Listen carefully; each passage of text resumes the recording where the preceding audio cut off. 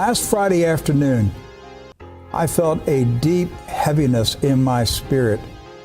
Have you ever experienced a premonition of death before somebody you know died? Have you ever suddenly felt in your soul that something very serious, something ominous had just occurred? That's what I felt last Friday as I walked out to the studio. When I read that the military leaders had disobeyed President Trump's orders, I feared the country would spiral out of control over the weekend.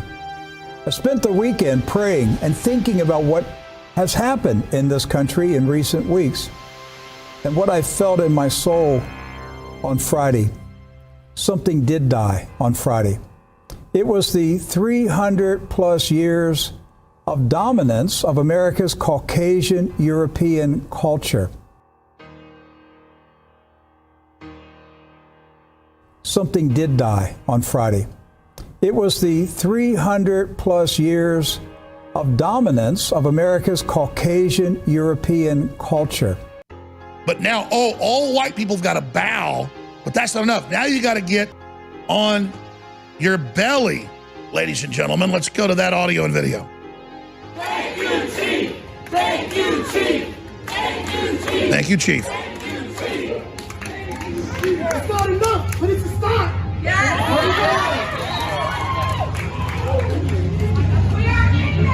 Did you hear that? It's not enough, but it's a start.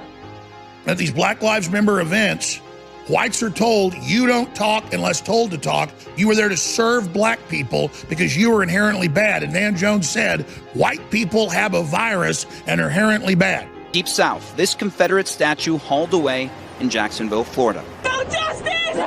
Earlier in the day, protesters vandalized a memorial to former British leader Winston Churchill, calling him racist. And in Bristol, the statue of slave trader Edward Colson was pulled down and thrown into a river.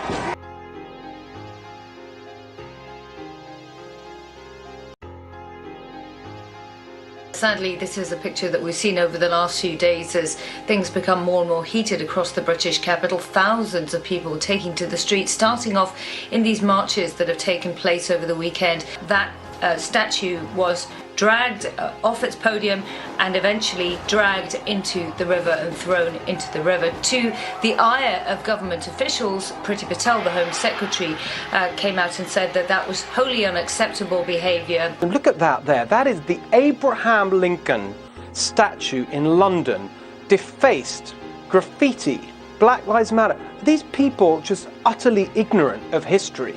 Here's a 15-year-old from Louisiana called Isabella. There are many like her in America right now.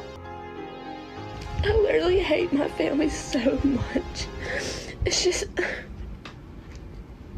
they just try to argue with me that George Floyd they're just trying to tell me that, like, he deserved that because he did something wrong and that it was okay. That is not okay.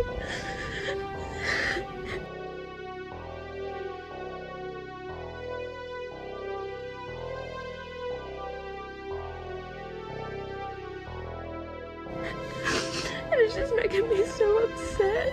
I don't know why. I do not want to live here. I hate living in Louisiana. I hate living around these racist. I just want to leave. I hate my family so much. Just a week ago, it would have been hard to imagine that. Now Isabella is a social media star. Celebrities tweet their approval at her. She may have her own cult following before long. But the revolution is young. Children attacking their parents is just the beginning.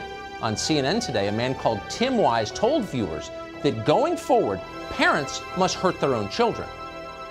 I think that the important thing for white parents to keep in the front of our mind is that if black children in this country are not allowed innocence and childhood without fear of being killed by police or marginalized in some other way, then our children don't deserve innocence. If Tamir Rice can be shot dead in a public park, playing with a toy gun, something white children do all over this country every day without the same fear of being shot. If Tamir Rice can be killed, then white children need to be told at least at the same age. If they can't be innocent, we don't get to be innocent.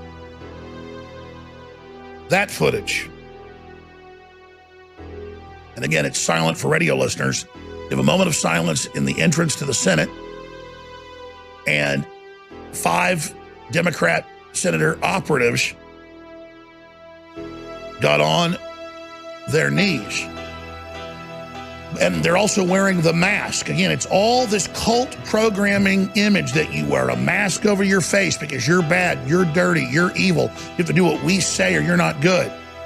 Now you've got all these other globalist senators, white senators that wouldn't lift a finger for you, Democrat senators of the KKK party, and they're on their knees.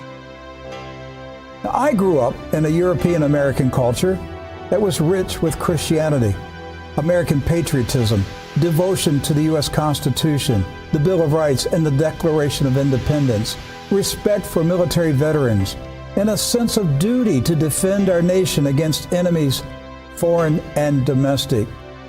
As a European American, I lived a good life in the USA, and I profited from the cherished values that made this nation the best in the world. After years of building up other countries, we are finally building up our country, standing up for our workers and fighting for our forgotten communities. The first and highest duty of government is to take care of its own citizens. African Americans built this nation through generations of blood, sweat, and tears. African Americans. Blood, sweat, and tears. Sweat and tears. Blood, sweat, and tears. African Americans built this nation through generations of blood, sweat, and tears. For most European Americans, it never occurred to us that many Americans of color did not enjoy to the fullest the benefits of living in this country. They certainly never gave thought to the plight of American Indians forced to live on desolate reservations. Yes, the 300 plus years of European Caucasian domination of North America ended last week. You can feel it. Something changed. I apologize. Please forgive us. From slavery